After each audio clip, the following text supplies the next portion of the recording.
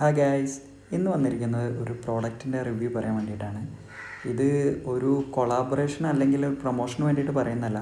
നമ്മൾ ഉപയോഗിച്ച് നോക്കിയപ്പോൾ നല്ലതെന്ന് തോന്നി. അപ്പോൾ അതുകൊണ്ട് അത് നിങ്ങളിലേക്ക് എത്തിക്കാമെന്ന് കരുതി. ഇത് മിൽട്ടൻ്റെ ഹോട്ട് ആൻഡ് കൂൾ ഫ്ലാസ്ക്കാണ്.